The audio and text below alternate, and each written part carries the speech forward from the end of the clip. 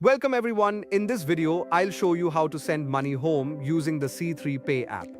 The process is simple, secure, and easy to follow. First, log into the C3 Pay app and go to Send Money from the home screen.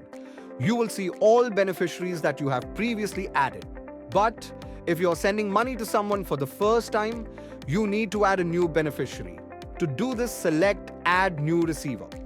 Next, choose the transfer method you want to use. We will be looking at how to transfer to a bank account. Enter the beneficiary's first name and last name exactly as it appears on their bank account details.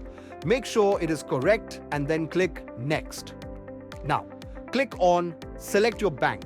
From the list, select the correct bank name that your beneficiary has an account in. Then enter the correct bank account number of the beneficiary. Always double-check the account number before moving forward. Enter the amount you want to send and click on Send Now. You will then see a summary screen that includes all the details of your transfer.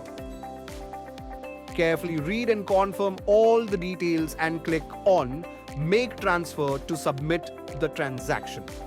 Your transaction is now on the way and the money will reach your beneficiary shortly.